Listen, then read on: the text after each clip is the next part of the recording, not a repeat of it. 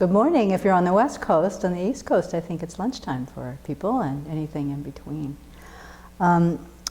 This topic, love your neighbor, neighbor is in quotes here.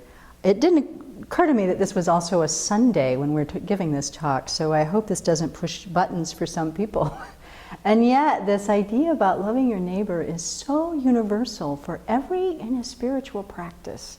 Every religion has some, and all humanistic values have this essence of kind of love your neighbor. So I thought the meditation on this would be very useful today, given what's going on in our world. So let's start first by just doing a little bit of meditation. And whatever you've been doing, drop it. And bring yourself to your cushion or your chair or your couch or wherever you are. Place your feet firmly on the floor if you're in a chair. If you're on the cushion, you know what to do that makes you comfortable. Spine straight is the most important thing. Shoulders level. Hands wherever you are trained to put them. In our tradition, we have the left on the bottom, right on top, thumbs together in front of the belly button. Lower your eyes. If you can let a little light coming in, that will help keep you alert. Be aware of yourself in this space. Your connection to the chair, the cushion, the floor. Feel the sensation of that in your body.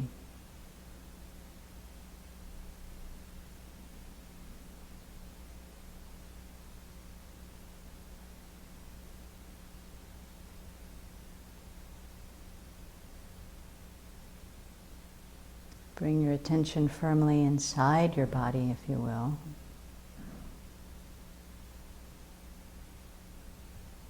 And let it find your breathing.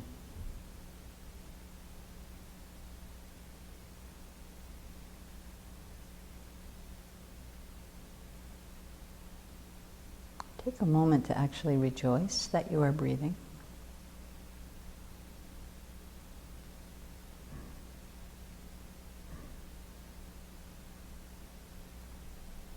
We'll take just a moment to let you follow the breath in whatever way you are accustomed to let the mind settle.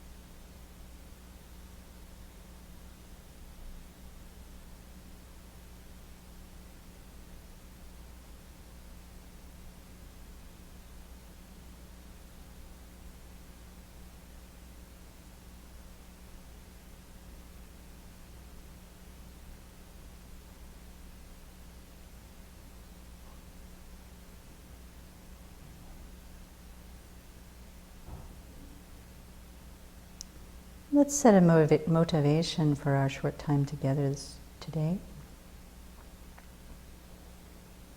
Just reflecting that as we calm our minds, get in touch with our hearts, make the space to open up to our most beautiful aspirations. Wishing to be at ease, at peace, and to cultivate love and kindness, compassion, wisdom. As we take the time to do this in our lives, we feel the benefit, of course. And through just our interdependence with all things, it has an effect on the people around us, on the environment. It has an effect on our future as we set our minds to go in a certain kind of direction. And if we extend that thought of interdependence, there's, to what's called the ripple effect. All the goodness, all the positive energy we create, it goes out. We may not know what it touches or where it lands, but the benefit is for others as much as for ourselves. So as we speak a little, meditate a little today, let's hold that motivation in mind to be able to cultivate our good qualities, our loving kindness, our compassion, our wisdom, our equanimity. And let that affect, ultimately, every living being. And bring about our own full potential to be of benefit to them. Our own full potential to be blissful and loving beings. Set that as our motivation today.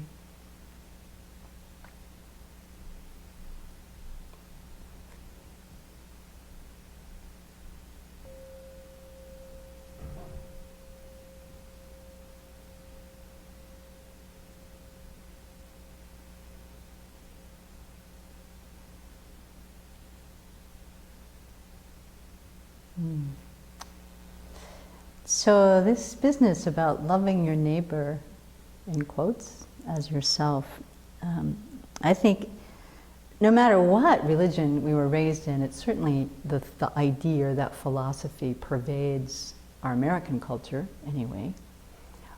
But enacting it is so hard to do.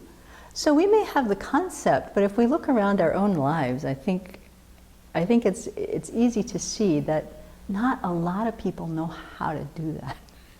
Or even what it means. What does it really mean to love your neighbor? And I'm putting the neighbor in quotes because I believe that when we talk about the neighbor, this is the representation of everybody that we know. Everybody that we're ever going to run into is your neighbor, right? We know for most of us, given the right day, the right occasion, it's easy enough to love our partners or we wouldn't stick with them. We work harder at loving our parents and children because we are related to them. But beyond that, if we don't particularly care for the people around us, and we can talk about our literal neighbor, what's our option? We can shut the door. We can harm them.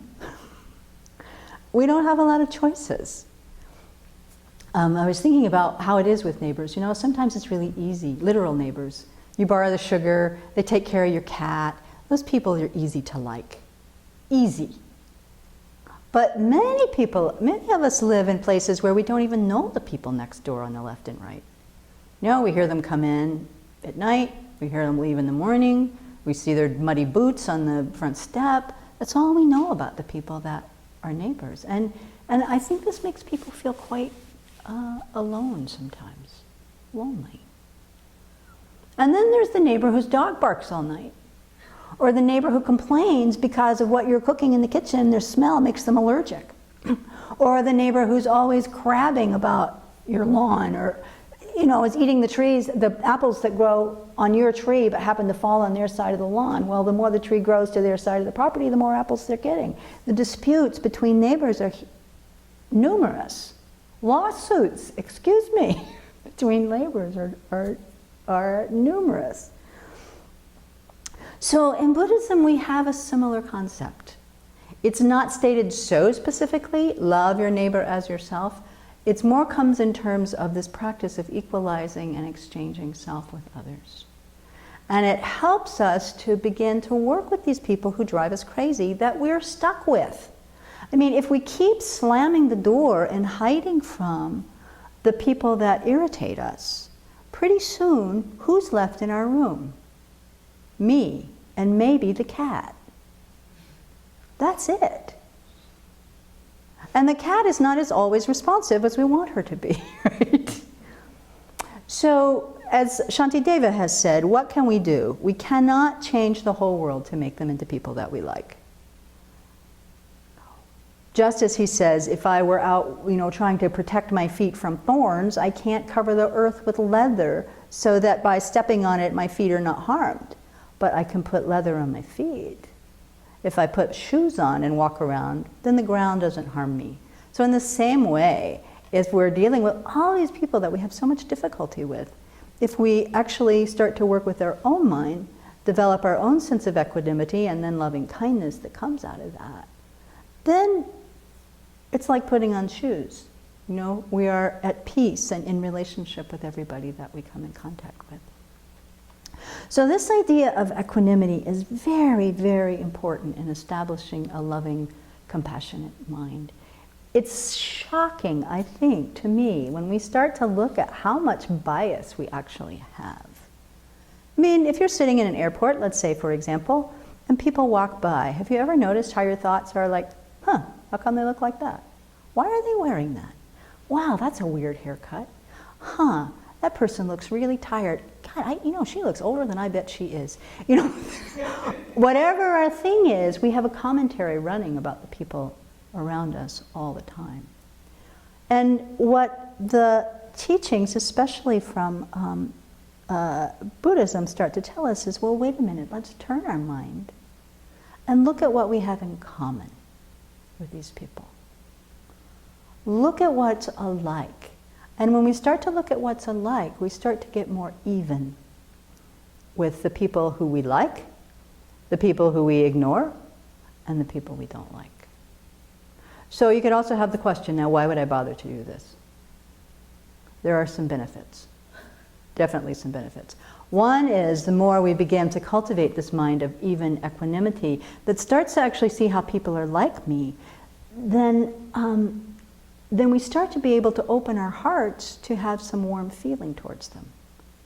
And I don't know about you, but I feel a whole lot better in my own mind when my heart is open and warm than when I'm like walking around like this, protecting myself from the world. So that's one benefit of starting to cultivate this more even mind that is opening towards a warm-hearted way of looking at other beings, including the difficult people. Another benefit, and His Holiness the Dalai Lama talks about this, he says, if we call ourselves spiritual people, and I think everybody on this call does, he said, then this is our responsibility. He said, animals like the people that help them and don't like the people that harm them. Surely, as human beings with a spiritual aspiration, we have a higher aim. And who makes our higher aim the most challenging? The neighbor who's frying onions at 2 o'clock in the morning. Those are the people with whom we do our spiritual practice. And that's why working to learn, like, well, how do I love my neighbor as myself becomes more and more important. So, to give us a little definition, from the Buddhist point of view, love simply means wishing someone to be happy, to have happiness and the causes of happiness. It's a simple wish, and it's a warm wish. To wish someone to be happy, to have the happiness and the causes of happiness. Even just think about it. Right now, in terms of somebody you like, don't like, doesn't matter. Think about it in terms of anybody. Just the thought, I think, starts to open the mind, if it's applied to a person. Like, may you be happy. May you have the causes of happiness. That's the definition of love, very simply, from the Buddhist perspective. When somebody's irritating us, that is not the thought we have. May you burn in hell, maybe where we go. But may you be happy is something else. But to get there, we need to develop this mind of equanimity that sees us as equal and even. So this starts with recognizing that every single being wants to be happy, wants that wish fulfilled. Everybody. Would you agree? Everybody wants to be happy, just as much as we do. I mean, if we go through our day, what are we trying to do all day long? Be happy. Avoid discomfort. Avoid hassle. And this is why we can't stand the people that are giving us trouble. We're trying to avoid hassle. We don't want to suffer at all. And when we turn our mind to see, neither do they. we start to open the door and go, oh, we're just alike. We're just alike. You want to be happy and free from suffering just as much as I want to be happy and free from suffering. That's point number one. And then number two, we start to look at that whole person. So if I begin to recognize that you are a person who wants to be happy as much as I want to be happy. I think frying onions at 2 o'clock in the morning would not make me happy, but that's clearly happening because you want to be happy. Then I can soften up a little bit. I can begin to see how it is that we are equal. If I think for a little bit further, I can think, well, you know, just as much as I don't want any problems and they come, well, the same is happening for this person. They're having problems too. Wow, may they be happy. May they be happy. And then the third thing we can recognize is they have the potential to be happy. All of our minds are fundamentally pure and clear. We have the seeds of loving kindness in each one of us, which really is the cause of happiness. We're just alike in that way too. And then what happens? All of our irritation, our upsetness, our jealousy, our pride, our craving comes on top of that, smothers it, and we can't enact those things, just like this person. So this reflection I want to lead us on here is a way of beginning to open up to the fact that this person who is giving us trouble, so pick somebody, it doesn't have to be the biggest trouble, pick somebody who's just mildly troublesome as an exercise and see if this works for you. We begin to see them as a whole person. Because when we've labeled somebody as difficult, or we've labeled somebody as not worth my time, the neighbor I never see, even the people we live close to, we kind of see them as two-dimensional stick figures. I see the front of their body, I see the expression on their face, that's all I see.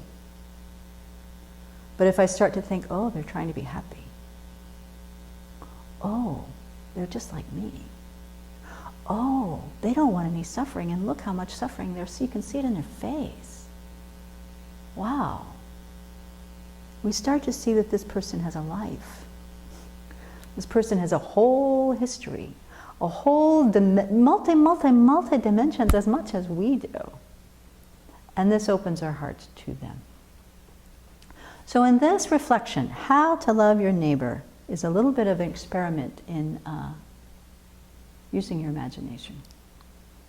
So bring to mind somebody that you would just like to feel closer to. Doesn't matter if they're a difficult person or not.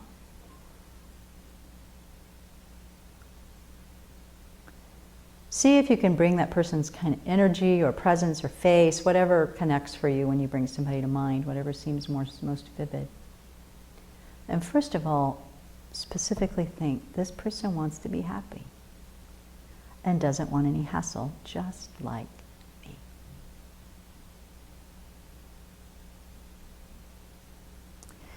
Then imagine this person as a baby. Cute, helpless. What could they have been like then? What was their life like? Were their parents there, not there? Were they loved? How was it for this person as a baby?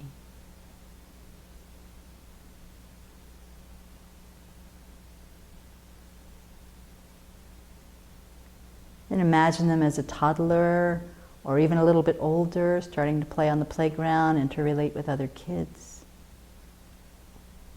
How was that for them?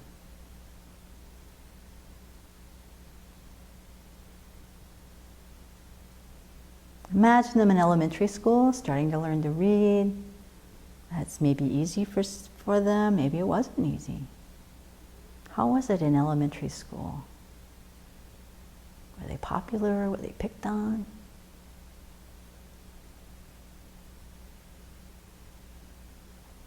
Then entering their teenage years, we know they were confused because everybody is. How was that for them? How was it during the high school time? Could they stay in school?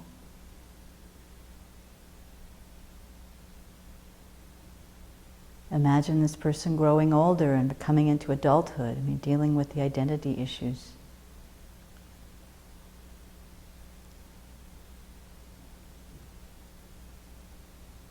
Maybe they went to school, maybe they went to work, maybe they went to the street. How did that life unfold? And then wherever they are at this point, we're going to take them all the way through. So if we pass the age that they are, keep going.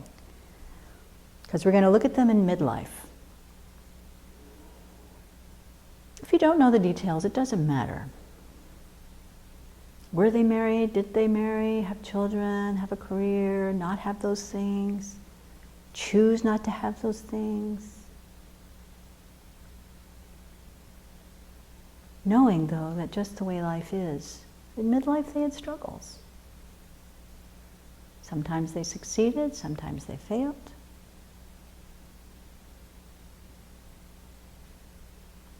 And then think of them growing older. How it is, or how it will be, or how it was, to begin to lose the faculties that they so enjoyed as midlife people. Aches and pains of the body that begin to accumulate. At first it seems like they're just a passing thing, and then you suddenly realize they're kind of chronic.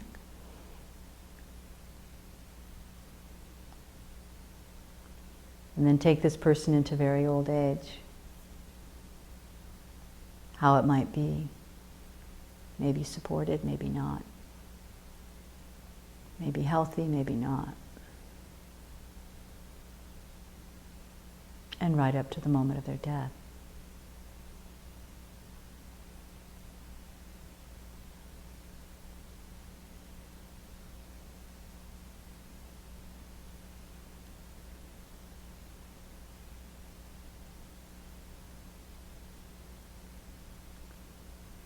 And then looking at this entire lifespan of this person that you want to get closer to in some way, seeing all the opportunities for difficulties to arise,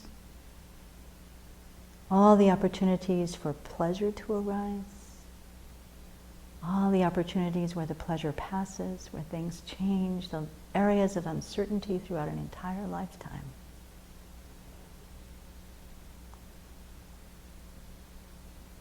And see if that doesn't open your heart to compassion. And see if you can bring a fervent wish. May you be happy. May you have the causes of happiness. And may you be free of any kind of suffering, anxiety, fear, and pain. Just like me, you want to be happy, and I wish that for you.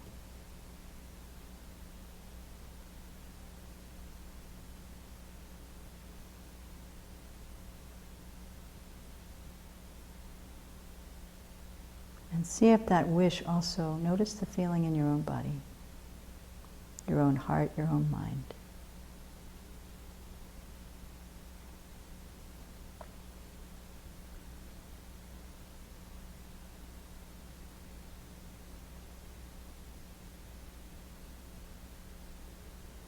And then as a last step, let any feeling of love or kindness or warmth that's in your heart, let that extend outside of you to everybody you know.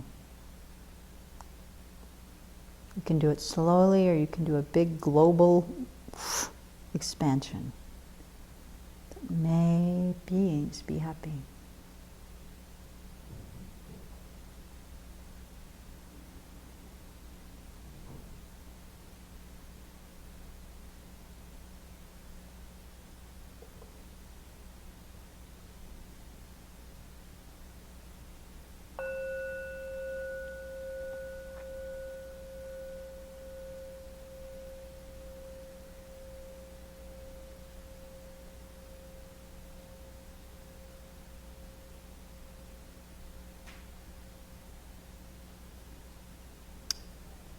So do you feel a little different about that person?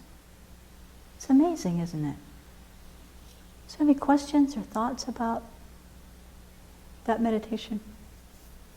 And just as people are writing, just to say, this isn't an easy thing to do, really. But one by one, if we take the people that are difficult in our lives and run through this, the people that we don't know but would like to, run through this. Even the people we love very much, run through this. It will open our hearts. And if we do it as a practice, it will really cultivate the mind that sees the good qualities in people. This is a very good meditation also to do if we find that we have biases about groups of people. Men, women, right? I mean, that we start there. Men, women, people who live in cities, people who live in small towns, people who live rurally, people who weigh under 100 pounds, people who weigh over 100 pounds, people whose skin color is different, people whose religion is different. I mean, we have so many different biases, and yet always these biases come from this two-dimensional view. It's a cartoon that we're not liking. So to open up and see a whole person, a whole class of people, makes a big difference. Yeah. Questions? Not seeing anything at the moment. It takes, I mean, I do sometimes, but just while we're waiting, I had an experience just a couple of months ago where I was annoyed because my neighbors were barbecuing. Snow was coming into my house. Yeah. And at the same time, I let my dog out, and he promptly started barking his head off because there was a squirrel on the back fence. And I thought, oh dear. I better stop complaining. Yeah. Of course, I think I complain to the next time they have barbecue, but you start remembering that, they're just trying to have a nice time. Yeah, it's a nice story, Janet. Very good. Yeah. We just have another look here. Oh, I see a question from Sandy who says, do you think that going through the same visualization process using oneself as the subject is a good place to start to see others with compassion? Sure, it's an interesting idea. Especially if we have a lot of judgments about ourselves or feel guilty about things in the past. To do this kind of course, you know this life story very well. So the trick is not to get caught up in your story. Not to reminisce, oh, I remember this, and da-da-da-da-da-da. But to really kind of look at it in third person and go, well, look, this person really had this condition going on in this experience. No wonder. No wonder. And this is a great platform for forgiving ourselves, actually. Really accepting ourselves in our past. And I think that's a good idea. Worth a try. Great, thank you. Okay. Thank you for your question, Sandy. Thank you so much for your teaching. Yeah. Let's take one 30-second thing and dedicate all the good energy we've created here. Absolutely. Yeah? So whatever warmth, whatever good sense of happiness or well-being that came from this, or insight, imagine it as a light and send it out from your heart.